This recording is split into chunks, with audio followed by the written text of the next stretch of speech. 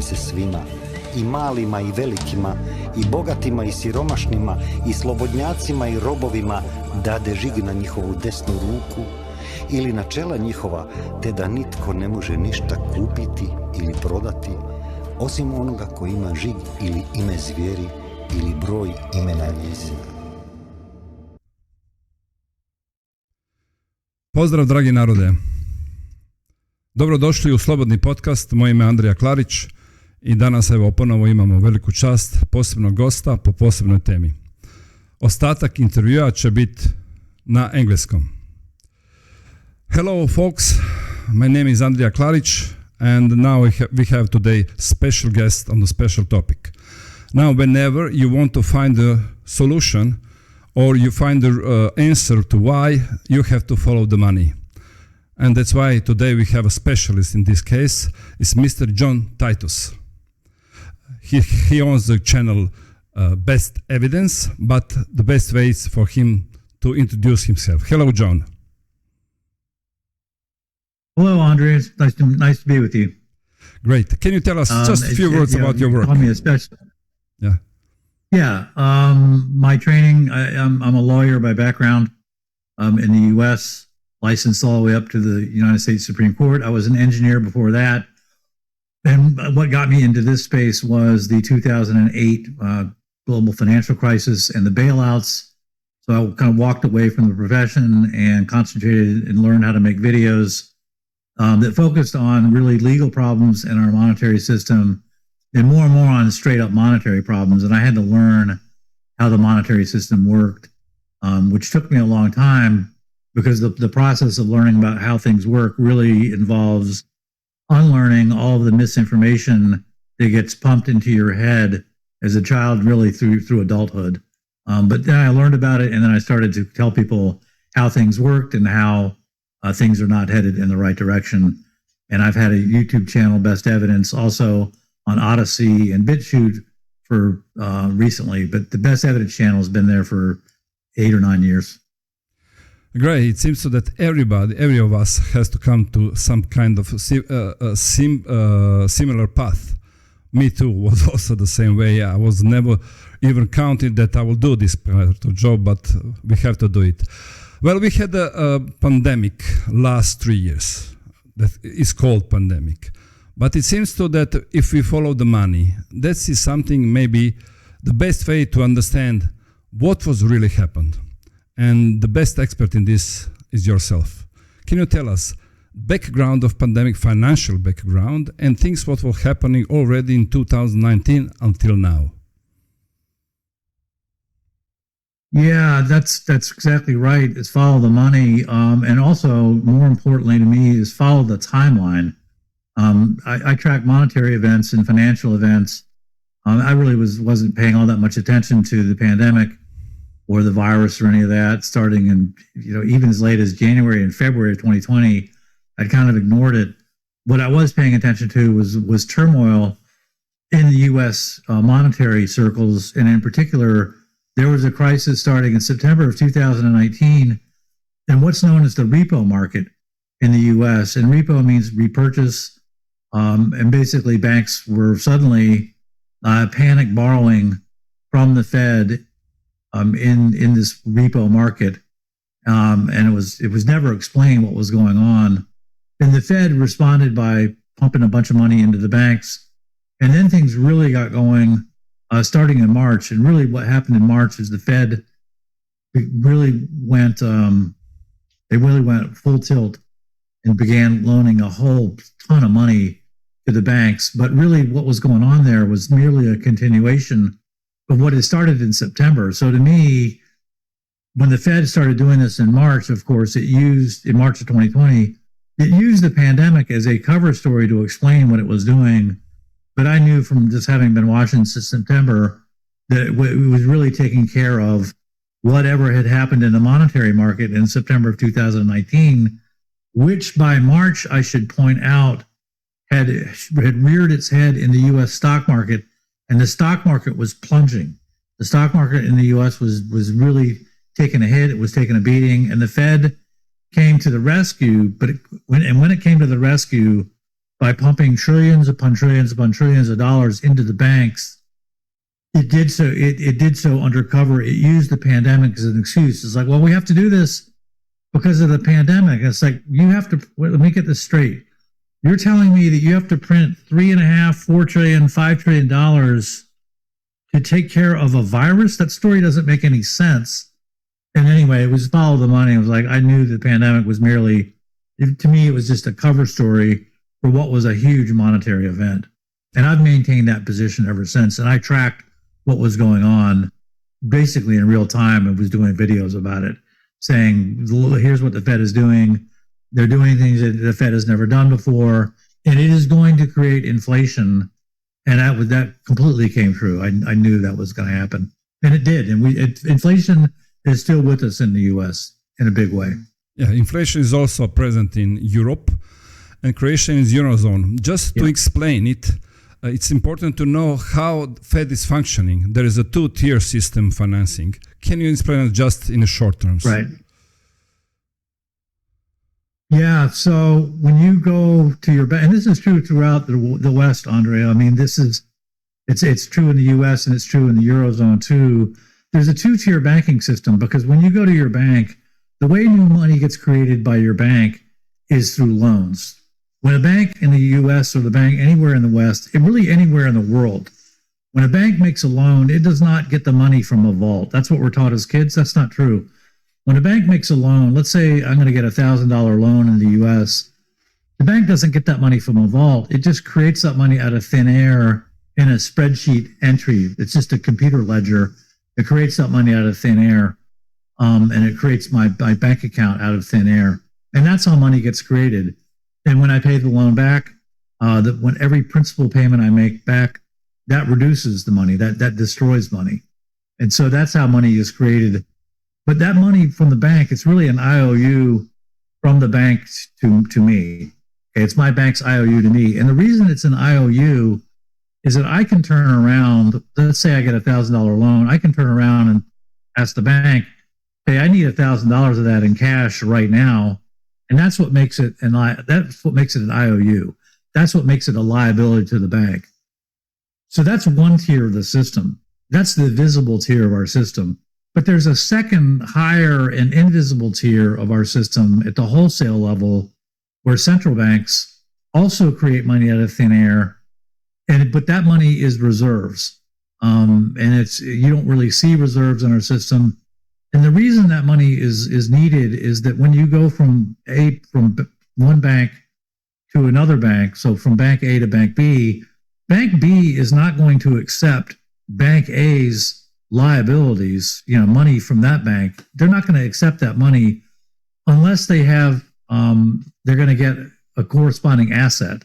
So let's say I transfer my $1,000 from my bank, bank A to bank B.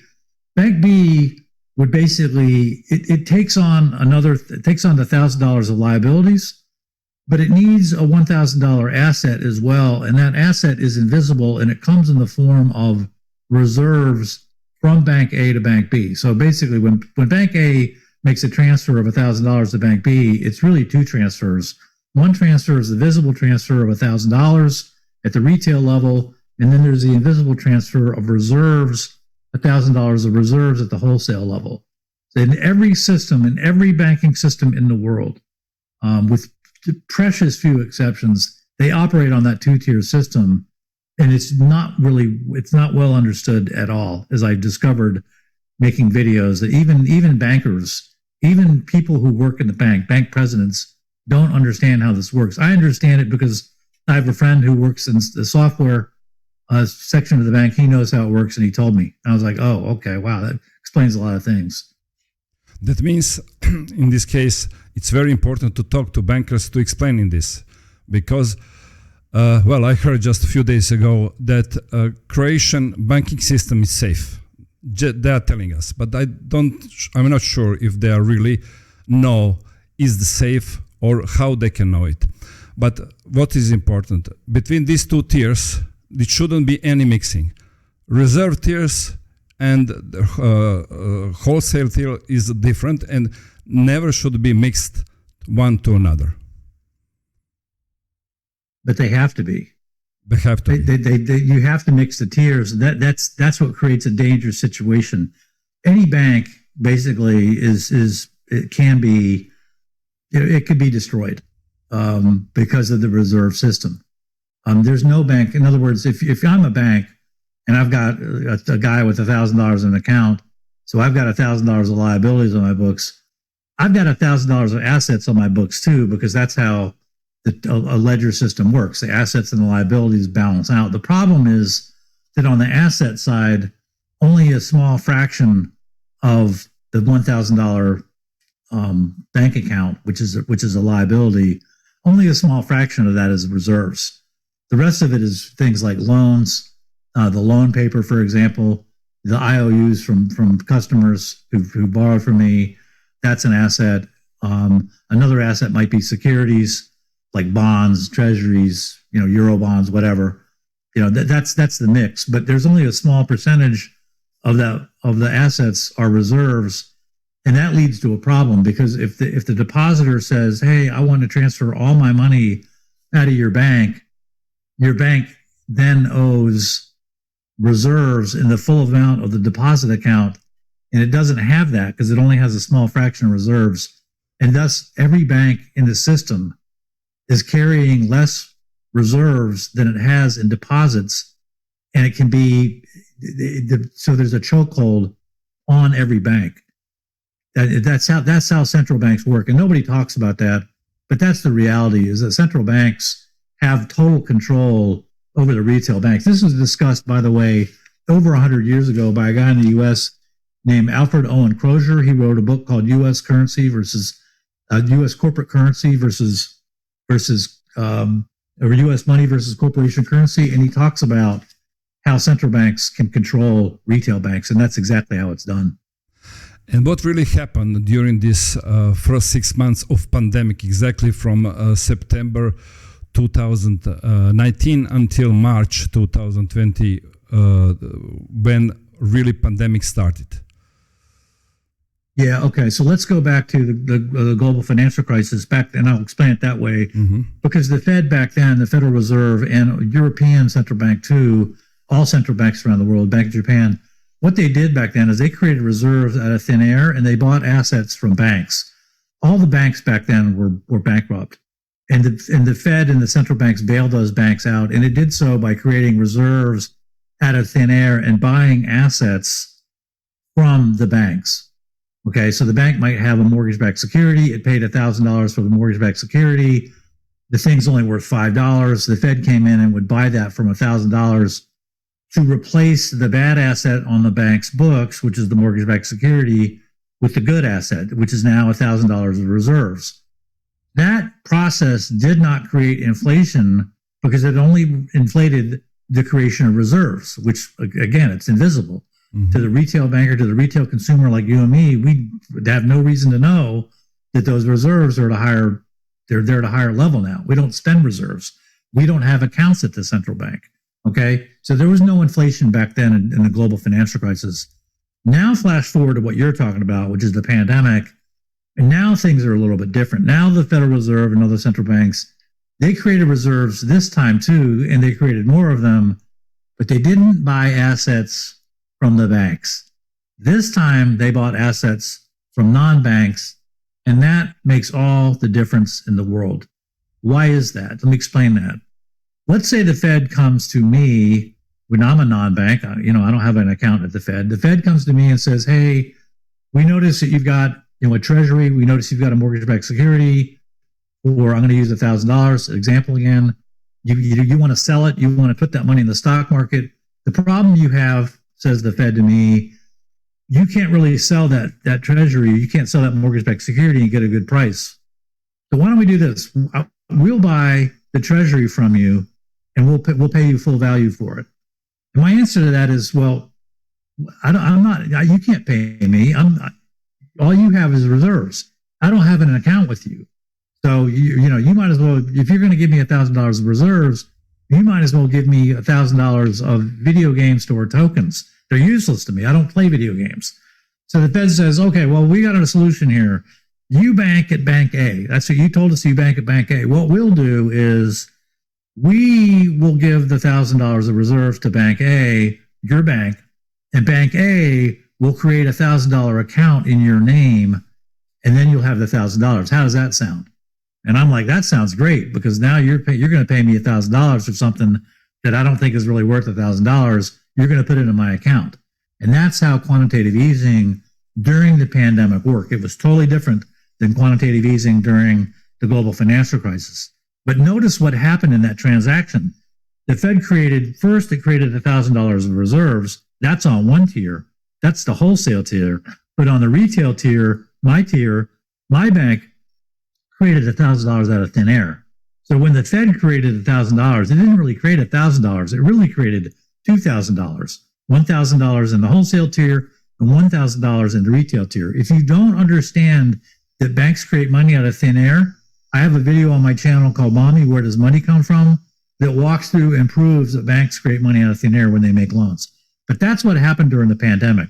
So when the Federal Reserve created $5 trillion of reserves at the front end of the pandemic, it forced the creation of $5,000 in bank account money at the retail level at the same time.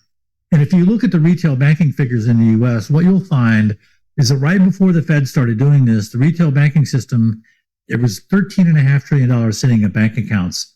And when all was said and done and the Fed had printed all this money, the retail banking accounts in the US now had about just north of $18 trillion.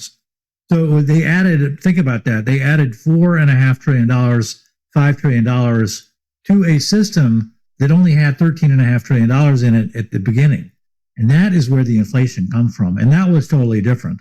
And I made video after video after video explaining this. And finally, the Federal Reserve wrote a paper saying, yeah, that's exactly right. That's how the two-tier system works. They didn't mention me by name, but they totally endorsed what I was saying and said, that's exactly what happened during the pandemic. Okay, and this paper, I'll put a link below for everybody who wants to read it. And now, is the same thing happen in Europe? Because these two systems, Fed has their own system. Is European Central Bank making the same way? Yeah, the structure of the systems, whether it's the European Central Bank, Bank of Japan, U.S., Bank of Canada, Bank of England, they all work the same way. But not only that, they're not only structured the same way, they also talk to each other a lot. They meet every month or so in Basel, Switzerland, at the Bank for International Settlements. They get together, and they all sort of do things the same way. So it's not just that their architecture is the same, which it certainly is. It's also that they're implementing the same policy. And so when you see the Fed creating money out of thin air and buying assets from non-banks, you can bet your last kuna that they're doing the same thing in Europe. They're doing exactly the same thing. They all operate the same way. Well, you mentioned kuna. We just gave our sovereignty, monetary sovereignty, to European Central Bank. And how you can comment this? Yeah, that 2 thumbs down. That's a really dumb idea. You shouldn't have done that. You should, because now, if when you have your own currency, if you don't like what the legislature is doing or you don't like what the government's doing, you have a vote, you have some sort of say. You have, as an individual, you have some sort of influence on how the money is being spent, how the money is being created. Once you go to the Euro system, now it's the European Central Bank. Do you know how much influence you have over the European Central Bank? I'll give you a hint. It's zero. You have no influence over the European Central Bank. They're just going to do whatever they're going to do. And keep in mind that the European Central Bank is basically headed by Christine Lagarde. Right? She's a bigwig in the ECB, and Christine Lagarde is a criminal. She's a convicted criminal. You have a criminal running the banking system, and you have no influence over anybody in the ECB. So, to my way of thinking, that's a big mistake. Germany has to regret this, but that's a story for another day. But basically, like you said, you've given up your monetary sovereignty. They're going to do whatever they want to do, and you don't have a damn thing to say about it. Tell me, is this legal what they are doing? Yeah, technically it's legal because your country had to agree to it. It's not like the European Central Bank invaded Croatia, that didn't happen. Your legislatures and your governors or whatever, they went along with this. It's legal what they're doing, but that doesn't make it right. Something can be legal and not be right. We see that all the time. Laws get changed all the time because they have adverse political consequences. And it's up to people to stand up and say, no, it's not enough to say it's legal. Is it ethical? Is it moral? Is it right? And really, is it fair? That's another thing. Is it fair in the sense that you're telling me what to do? You're exercising sovereignty over me, but I don't have a say in what you're doing. That's absolutely ridiculous. What you can comment on politicians who says that inflation, what we now have, its reason it's a war in Ukraine? No, that's not true. There's the same thing in the U.S. They make up reasons for why there's inflation. I have a video. I think it's called "Toilet Flush in the U.S." and 3 vibrant colors or some such thing. There's a clip in that video about 4 to 6 minutes in of Mervyn King. He's the former head of the Bank of England. He's a respectable guy, and he said, no. The reason you have inflation is that U.S. went out and they increased the money supply at the retail level. That's why you have inflation. They increased the money supply at 25% a year, and that's where your inflation is coming from. He says that point blank. So all these other reasons they come up with, it's the supply chain, it's the war in Ukraine, it's climate change, it's global warming. Those are all excuses. Those are excuses and they're cover stories so that you're not looking at the true culprit. And the true culprit is the central banks, period, full stop. Well, that's interesting for people to know. Well, go to link to see Mr. Titus, how he can explain where inflation is coming from before we trust our politician and their explanation. And in meantime, now you already forecasted last year that it will be financial crisis in banks. And we are now witnessing last month, 3 big banks went to bankruptcy in the United States. In Europe, Swiss bank also went to bankruptcy. It's not bankruptcy, they took over it for 70 cents per dollar. And they are talking also about Deutsche Bank that is in problems. How can you explain what happened, how that brought to this financial crisis of banks? That's a good question. It was Credit Suisse that went down in Europe. It got taken over by UBS. They're both Swiss banks. But anyway, it's not important. What is important is what you said, is that banks are failing. And there's a lot of reasons banks can fail. But it basically, in this case, boils down to when the Fed and when these other central banks created all this money out of thin air, that money found its way into bad assets and into companies that really weren't worthy, companies that really wouldn't be viable except for the fact that new bank money was created.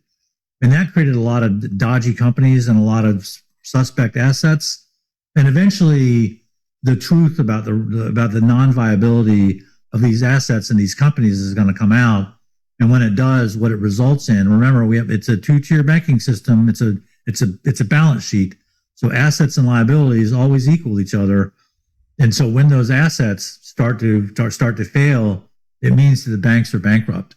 And a lot of banks, some banks were smart. In fact, I'll just say, most banks are pretty smart, but there's a lot of dumb banks out there who have a lot of dumb assets, or they're greedy. And they thought, we'll buy these high-flying assets and make a lot of money. And now those assets aren't doing so well. They're sick because they really weren't worth that much to begin with. And now on the asset side of the bank's balance sheets, they, instead of having reserves, which they should have, they've got dodgy assets. And the truth is coming home. The chickens are coming home to roost. And now the reality is that the bank is firmly bankrupt and they're just going under. And it's just getting started. Silicon Valley Bank and Signature Bank and First Republic Bank in the U.S. Also, Silvergate, which is a smaller bank, went down. But this party is just getting started. You can rest assured. That means that we can expect that more is coming. I think so. I mean, if you look back at the global financial crisis of 2008, the timing is remarkably similar to the way it is now. Back in 2008, the big bank that failed, it was an investment bank in the U.S. called Bear Stearns. It failed in the middle of March. And then 6 months later, almost to the day, you had Lehman Brothers failed on September 15th. So typically in the U.S., the U.S. is the world reserve currency. So as the U.S. goes, I'm sorry to tell you, so goes the world. 6 months later, Lehman Brothers went down and all hell broke loose. You had pandemonium. So in the U.S., typically when there is trouble, a lot of times you see the tremors begin. The shaking starts in March, and then the real crisis rears ahead in the fall. And that pattern could repeat itself. That happened in 2008. That happened in 1929. And it looks like it's got a good chance of repeating itself now. Well, when this happened in the United States, Fed decided to bail out the bank. And in Croatia, for example, we don't have any more central bank because everything is in European Central Bank. And now we will depend on them in case of any kind of crisis. Is this true? Well, yeah. Just to go back to 2008, the Fed, you're exactly right. The Fed did bail out the banks. The ECB did the same thing. The Bank of Japan did the same thing. They bailed out all these banks. But now remember what I told you, that this time the money creation, they bought assets. They didn't buy them from banks. They bought the assets from non-banks. So this time you're going to see it's not just banks that need to be bailed out. It's really big non-banks, and in particular non-bank financial companies are going to need to be bailed out. And the problem is that when you bail out these parties, you have to create retail money. So you're staring at just astronomical and monstrous inflation if the bailout goes according to plan. Now, there's a way to hedge around that bailout. In other words, if you had to bail out all these parties and you had to print up another $5 trillion, it would just make the inflation that much worse, right?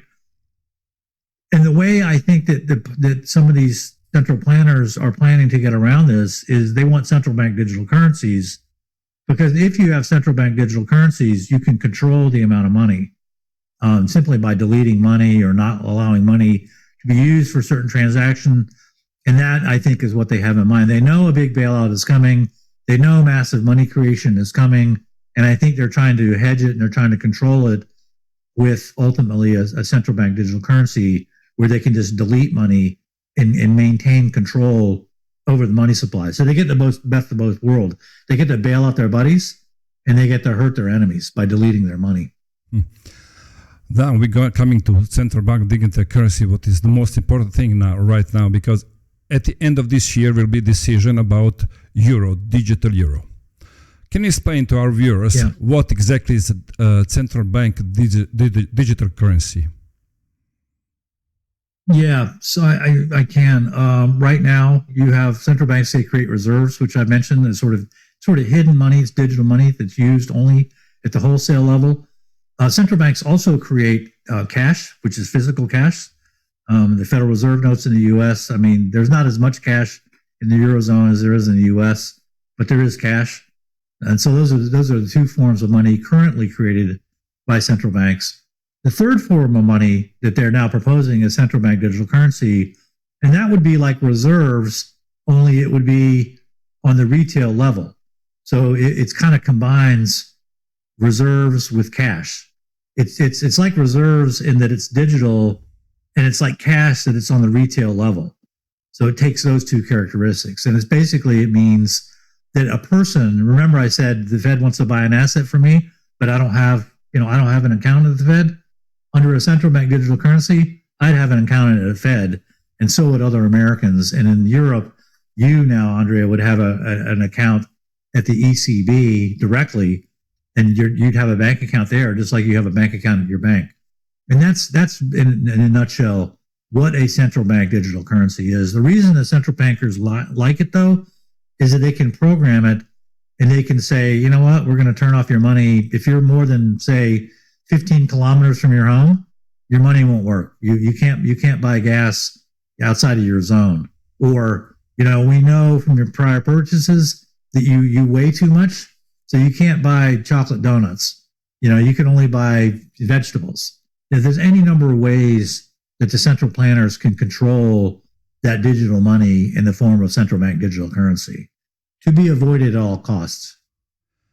And what will be the role of commercial banks in this case? I don't see their space here. Well, in a pure system, in a theoretical system like I've just described, there would be no role for commercial banks because people would just use central bank digital currency. However, you have to remember that the central banks really don't have the capacity. They don't have the bandwidth to support individual accounts. So they're going to have to transition to that system. So the commercial banks have a crucial role in that they're going to be needed to transition from a system where 0% of people's, have accounts at the central bank to a system where everybody will have an account. So they certainly have a role in transition. They might have another role too, depending on how the CBDC system is implemented, but we just don't know yet because the details aren't clear. Mm-hmm. But at a minimum, commercial banks are going to be very key in the transition to central bank digital currencies. And how they are planning to implement this? Well, in the U.S., I don't know about Europe, but I can kind of guess. They'll start from the poorest members of society. They'll start and they've already made noises to this effect. They've already sort of hinted that this is where they're headed. And they'll give people, rather than having, say, food stamps or welfare payments from the Treasury, they'll give people maybe a card or maybe an app, or maybe they might even issue cell phones. I don't know, but they'll start at the bottom rung and they'll dress it up and they'll decorate it and say, "Oh, this is us. And they've said this in the U.S. This is all about inclusion. We're trying to include people who are at the lower rungs. They don't have digital bank accounts. They don't have bank accounts at all. Now they'll be able to fully participate in society just by having a chip, just by having a card, just by having a mobile phone with this app on it." They'll work from the bottom up is how I see it playing out. That means they will give to people universal basic income, because they already mentioned this. To people who are poor, maybe they receive this universal basic income, and for that purpose, they need to have a digital account in a central bank. Yeah. Yep. Okay. UBI, that's how I see this being implemented, is UBI. And once you've got UBI, sort of with people drawing income or drawing their money or resources from the government and then eventually from the central bank, once you have that, that's like the camel's nose under the tent. Then it's going to increase from there, because you can tell people, you can take retail businesses, for example, well, that money they have, that central bank digital currency, it's legal tender. And you need to, if they owe you a debt, if people with UBI owe you a debt and they offer to pay you with central bank digital currency, you need to accept it. And the only way to accept it would be for you yourself, Mr. Retailer, to have an account with us. So they'll work their way outward. So like I say, the UBI would be the camel's nose under the tent, and then they'll work their way upward from there. That's how I see it playing out. I could be totally wrong about this. I'm just sort of looking down the road, speculating on how I see things playing out myself. Maybe we are guessing now, but it's not only guessing. We have lots of information. For example, if now really it's some bank, big bank, I will not mention the name because it's very important. Bank is always working on trust. But if it's in crisis and they have secured deposit until 100,000 euros in Croatia, but if you have more than 100,000 euros, maybe they can offer you digital money in the full amount of your deposit if you open your bank account, digital account with the central bank. And this is the way to save whole amount of your money in case that some bank went to bankruptcy. That would be another way of doing it. I hadn't thought of that angle. But that's, given what we've seen in the US, that's a really good insight. I wish I had thought of that myself, because in the US, what happened, the limit isn't 100,000 euros. It's $250,000. It used to be 100,000. That changed during the global financial crisis in 2008. It's now $250,000. But what we saw at Silicon Valley Bank is the FDIC, the regulator here, came in, and it made people whole, even though they had millions and even billions of dollars in an account. that should have been insured only up to $250,000. The FDIC made them whole and bailed them out. And there's a lot of controversy over that. Some people, think they should have been bailed out. I happen to think they should not have been bailed out. But that would be, that's a classic scenario where the people who were after this, the people who are creating the problem ride in with the solution. And the solution would be, hey, you know what? Don't worry about it. You don't have a problem. You don't have to worry about insurance at all with the central bank digital currency. It's all fully insured because it's issued directly from the authority. Whereas commercial bank money, you need insurance because it's not really money. It's really an IOU. Yes, maybe they can say also, we can guarantee you that will never happen bank run in the future, because that can happen because you cannot pull out a cash of your account. That means never can happen a bank run anymore. Right. There'd be no more bank runs because that two-tier system I talk about where banks are issuing IOU money, that tier wouldn't really be there anymore once the CBDC system is in place. And then you really wouldn't have bank runs. The problem is you'd have an electronic collar around your neck for the rest of your life where they can control exactly what you spend, and whether they can control the amount of money you have. They could delete money out of your account if your social credit score isn't what it should be, what they think it should be.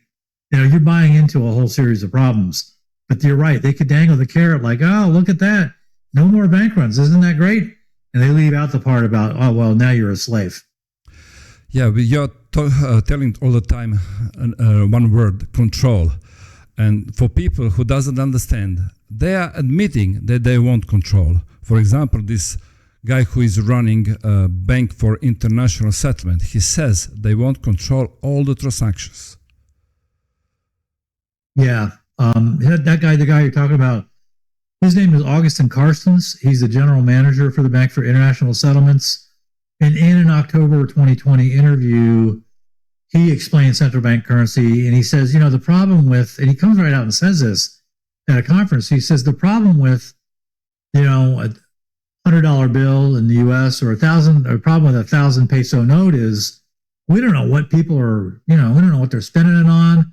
We don't even know where it is. And he says, but with central bank digital currency, oh, we know exactly what it's spending on. We know exactly where it is at all times. And we can make up the rules to control how that money is spent and how much of it is allowed. And so it's a complete control system. You're exactly right. And that's straight from the horse's mouth. That's straight from the head of the Bank for International Settlements, which is the central bank of central banks. In other words, just as in the U.S., you have the central bank, the Federal Reserve. It lords its dominion over all the commercial banks like J.P. Morgan Chase, Citigroup, Bank of America, and Wells Fargo. Okay, just as you have that system at the national level, on the international level, it's the Bank for International Settlements, which sits on top of the European Central Bank, the Federal Reserve, the Bank of Japan, the Bank of England, and so on and so forth. So the central bank of central banks, for the head of the BIS to come out and say that, is rather glaring admission that you should watch very carefully and you should believe what he's saying, because he's not playing around. I mean, he's just openly, confessing to his lust for complete control and complete power over people's financial transactions. Yes, also I saw Mrs. Christine Lagarde, who says the same thing, that they need to control lots of money transactions. Why? Because it's uncertainty. Right. It's something that is not. Uncertainty is on the market very dangerous, and if they control everything, there will be no more uncertainties, and that will be very good for the market.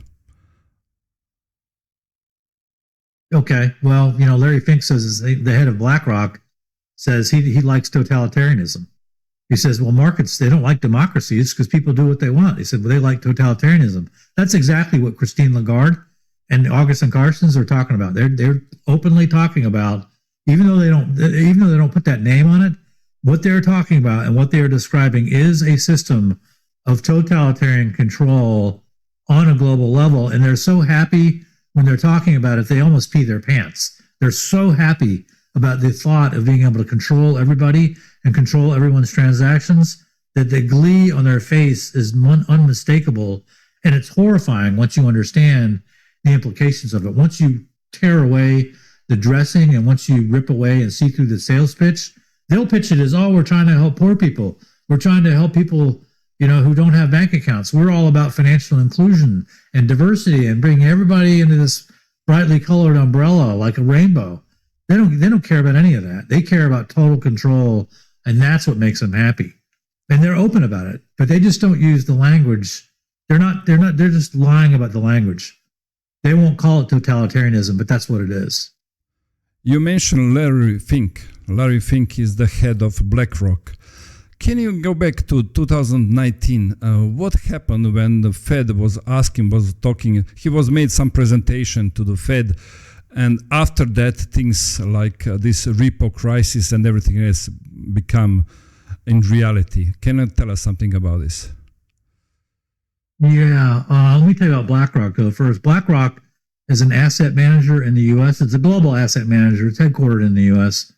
And they have $10 trillion under their control, under management, or they did about that time. So about half of U.S. GDP. BlackRock, in terms of its assets under management, is bigger than most countries. There's only a handful of countries that are as big as BlackRock. There may be maybe two or three. That's it. It's a huge, huge company. In any event, in the summer of 2019, so about 6 months before the pandemic, the Federal Reserve every year hosts an annual meeting in Wyoming. And this year's annual meeting, BlackRock gave a presentation. It wasn't Larry Fink himself, but it was one of his important lieutenants who wrote this paper. He had 4 people write this paper, and the most important guy's name is Fisher, Fischer. He wrote this paper, and this paper was called, it wasn't called Going Direct, but it was called something like basically, the notion of the paper is this. They come out and say, look, you're going to have another financial crisis very soon. And when you do, the old responses you've had to crises, like, for example, the global financial crisis, the responses that central banks implemented there aren't going to be enough. You can't just issue wholesale money. Issuing wholesale money isn't going to save you this time. You're going to need to create retail money too. So you need to figure out how you're going to do that. They present this whole paper where they lay it all out and they discuss creating retail money, and they even discuss the problems that you got to be careful. You got to be careful when you create this retail money, because if you create too much of it, there's going to be inflation.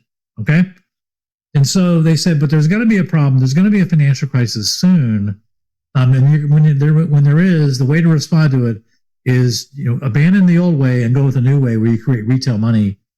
And lo and behold, just a month later in September, like September 17th or so, the repo crisis in New York starts. And the way the central bank responds, the way the Fed responds, is exactly like BlackRock said. They were creating in parallel, both reserves and retail bank money at the same time. And you could see this in their own graphs. It was just incredible. And then it really got going in March of 2020. But this time, now they had a pandemic and they could blame it on the pandemic. But it started the repo crisis in September of 2019. It morphed into the Fed's money printing operation, which we now know as pandemic QE. But all that started in September, and it started after this paper was presented by BlackRock in July of 2019 at Jackson Hole, Wyoming. That's the name of the conference every year. It's hosted by the Kansas City Fed. All the central banks of the world are there. All the big financial movers and shakers are there. It's a huge and very important monetary conference. And BlackRock laid it all out there. And then lo and behold, the problem showed up like they said it would. And they implemented BlackRock's solution. Not only that, okay, once the pandemic QE gets started, who does the Fed hire to help it buy assets when it creates these trillions and trillions of dollars out of money out of thin air? It hires BlackRock to help it to select which assets the Fed's going to buy with this newly printed money. So think about that. BlackRock is there, and it gets to tell the Fed, oh, you want to create this much money, you want to buy this asset. So you have BlackRock saying, hey, create the money, okay? to buy this asset. And oh yeah, the asset you're going to buy, we're selling the asset. So we're both the buyer and the seller of the asset. That actually went on. The BlackRock got the U.S. Federal Reserve to sign a waiver saying that that's not a conflict of interest. That is no problem at all for BlackRock to create the money out of thin air and to buy BlackRock's assets with the newly created money. That went on in broad daylight, and there was basically not a word of it in the media. Not a word about, hey, this is what, did you notice that BlackRock is selecting its own assets to buy? It's curious. Yeah, that's why we are talking here, because nothing is in media. Well, as I see now, exactly when we go chronologically, it seems to they needed pandemic, because now we know that lab leak theory is reality. That means this virus is creating in a lab. First cases were already in October of 2019 in I know that was university games in China, and that there was already first cases. Event 201 happened on 18th of October 2019, where they planned that in case something will happen in the future pandemic, how they will react. Everything happened after this meeting, after this situation. That means in March 2020, they done it, this major part. In that moment, everybody was looking at the pandemics. Everybody was afraid. It was fear porn about pandemic, and nobody was taking a look what is happening in the financial system. It looks like, for me, it's like they... You don't even need a virus. All you need is panicking public officials, and that's what we got. People panicking, oh my God, we're going to have 100 million dead people. We need to do something right now. And all the attention went to this alleged virus, and it went away from, hey, BlackRock's printing trillions of dollars of money. Yeah. And now everything leads to some solution. Now they have to find some solution. It seems so that the best solution is digital money, central bank digital currency. Yeah, CBDC solves a lot of problems. I can tell you in the U.S., the debt-based monetary system, there's a fatal flaw in the system. It's fatally flawed right at its root. And the flaw is that when you create $1,000 out of thin air, or when you create any denominated money out of thin air, you're creating it as a loan, and that loan has an interest rate attached to it. And that interest rate is going to kill you, because eventually what it means is you start paying this money back. You have to pay back more than $1,000. You take out a $1,000 loan, you might pay back $2,000 over the course of the life of that loan. So you don't have enough money. And so what ends up happening is that the interest part of the payment, you paid $1,000 back. Let's say you pay $1,000 back, and you also pay $1,000 in interest back. The problem is the interest goes to the financier. It doesn't go to the productive people in society.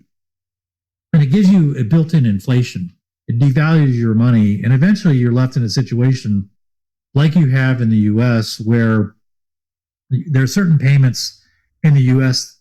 from the government that are non-negotiable, okay? You have to pay the interest on the debt.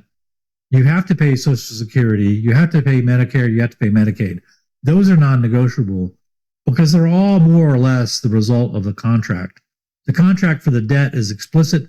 The contract from Social Security, Medicare, Medicaid, that's a social contract. And the deal is this. When you're younger and you're healthier and you're viable and productive, you pay into the system. And when you're older and you're weaker and you're not making money and you're drawing money out because you're frail and you're in the hospital, you get your money back. That's the deal. That's why those payments are non-negotiable. We have, however, in the U.S., reached a point where if you look at those non-negotiable payments, those four elements, they're now bigger than the tax revenue. Okay? So in other words, let's say, just to use a figure, let's say the U.S. takes in $4 trillion in tax revenue. When you add together the interest on the debt plus Social Security plus Medicare plus Medicaid, that amount, that cost is now north of, it's greater than $4 trillion, which means you're borrowing money to make an interest payment. That's what that means. And when you're borrowing money to make an interest payment, it means that your debt is now spiraling out of control and you are no longer in control of the situation. The only way out of that situation and it's a temporary way, is to inflate your way out. That's the only way. That's how countries classically deal with the situation of too much debt. But that is baked into the cake of the debt-based monetary system. How does CBDC relate to this? How does CBDC solve this problem? CBDC solves the problem in that you create the amount of money you can now delete money and take care of your inflation problem. You basically steal money from people. That's what it's doing. Is like, you have $1,000 in your account. Well, we're gonna, it's creating too much inflation. We're going to cut that in half. Now you have $500. That's how these monsters in central authority, in central control, and central government are thinking of CBDC. It's like, hey, we get to keep the best part of the two-tiered monetary system, the debt-based monetary system, which is the control, by getting even more control by being able to delete money. They see CBDC as the way out of the fatal flaw with a debt-based monetary system. The problem is the only way out mathematically of their debt-based monetary system is by actually replacing it with a system that's still debt-based but adds slavery to the debt-based monetary system. That's now an element with CBDC that they want in place to solve the problem of runaway debt that I described, where your interest payments are greater than your tax revenue. So it's a system of total control, absolute total control. That's their solution for the problem with the debt-based monetary system. And the problem with this, nobody talks about this because the people who tend to understand how the monetary system works, they work in the financial area, and they're all happy with the debt-based monetary system because they all profit from the debt-based monetary system. They're all too happy to participate in the system, and they become experts in bonds and yields and yield curves and all this stuff. They're happy with that. So you have a lot of people who understand what's going on, but they only have a partial solution. They have half measures. Like, well, we'll attack this part of the problem. We'll attack that part of the problem, but we're not going to attack the real problem, which is creating money in the form of loans, because then I wouldn't be top dog. I wouldn't have this big house. That's the real problem here. It seems so that somebody who make problem now will offer solution. We are already familiar with this. Is there a way to fight against it? Yeah, I mean, you can. The ultimate way to fight is to have your own currency. During the Great Depression in the U.S. during the 30s, there were something like 3,000 local currencies. That's the ultimate form of fighting it, is that you keep your cash, and you spend your cash, and you keep your transactions private. That's how you fight it on a day-to-day level, is use cash, use whatever you got to use that's not on the radar. The political way to fight it is to tell your leaders, no CBDC, raise holy hell about it, and tell them, absolutely, over my dead body, are you going to vote for CBDC? The problem is, in the European Union, you don't have a vote over what the central bank does. You should have kept that kuna. I can't believe that you got rid of that. But hey, that's water under the bridge. You got to hold the politicians' feet to the fire. But in the meantime, you better find a way to have a cash system, because the digital system is going to kill you. Well, what we can say to our people, to our viewers in Croatia and in the neighbor countries who maybe they have still their own currency, and for other Europeans who are under this Eurozone, it's 20 countries, what message we can send them if they want to keep their freedom and to get out of this total control? Stay out of the ECB. Do not join the European Central Bank. You maintain your sovereignty over your money. Keep your local currency. Keep your national currency. There's nothing wrong with it. Your national currency is fine. Don't be convinced by these jackals. They're up to no good. Well, John, it was really a pleasure. Thank you very much for lots of information. And for all viewers, I'll put the links below this video to see all these detailed explanation about all the topics that we've been talking about, and you can read it by yourself. You don't have to trust John. You don't have to trust me. Trust to yourself. read it, find out is it true, and then make decision. And really, it was valuable to talk with you and to have some expertise look in the details of the financial system, because as I started this conversation, if you want to find the reason what happened, you have to follow the money. I should say this, Andrea. My channel, I don't have that many videos. They're just over 30 videos. I don't make a lot of videos. And the videos I do make, they all go through the evidence. I call my channel Best Evidence because I'm not just making allegations. I walk through government documents. I walk through, interviews with people like August and Karstens, and I go through what they say and I lay it all out. I just present the evidence. It's all there on my channel. Yes. Thank you very much, John. And I hope that in the future, we will talk about other things, because this thing just started and finishes on the way. Thanks for having me. It was a pleasure. Thank you. Evo, dragi narode, čuli ste što gospodin John kaže. Sve poveznice ću staviti ispod ovog videa. Pogledajte sami, uvjerite se. Nije teorija zavjere samo zato što netko tko ima interes u tome kaže da je, nego teorije postaju stvarnost u nekoliko zadnjih godina, a čini se da i ova teorija u kome je uvođenje centralne, odnosno digitalne valute je također u implementaciji i dolazi krajem ove godine u Hrvatsku, koja više nema svoju valutu, da kunu, dakle ovisimo o Europskoj centralnoj banci. Koliko ljudi u Hrvatskoj i bankara i bivši guverner nam mogu dati odgovore na ova pitanja, a to su da li je uistinu ovaj sustav takav i da li taj sustav vodi ka ovome što smo sad gospodin Titus i ja razgovarali. Ako ne vodi, ne bi bilo loše da nam objasni kamo vodi, zbog toga što dokazi koje prezentiramo i informacije o kojima smo danas govorili govore u prilog tome da ipak nas očekuje ne baš svijetla budućnost kad su u pitanju financije. Hvala vam na pažnji i nastavit ćemo sa sličnim temama, jer kao što vidite takvih tema nema u mainstream medijima i nadam se da vam je bilo zanimljivo. Ako ste zadovoljni sa ovim što mi radimo i kako radimo, počastite nas kavicom, bit ćemo zahvalni kako bi mogli nastaviti, jer jedini koji uistinu mogu mjeriti naše vrijednosti i naš rezultat ste vi koji nas pratite. Još jednom hvala, dragi narode, i vidimo se uskoro u sljedećoj epizodi Slobodnog podcasta.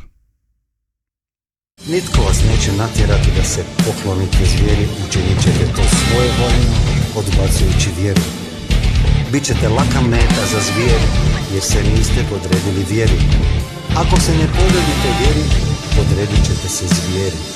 Toliko ćete se suobličiti sa ovim svijetom da nećete ni prepoznati da ste u zabludi. Biće to najveća demonska prevara ikada i pravedno zaslužena osuda nad nepokajanim grešnicima. Gdje su svi oni koji su nas liječili, zakletvom iz mrtvih dizali, svojom šutnjom ste nas izdali? Gdje su svi oni koji su nas liječili, zakletvom iz mrtvih dizali, zar su nas i oni izdali? Gdje su svi oni koji su nas liječili, zakletvom iz mrtvih dizali, svojom šutnjom ste nas izdali?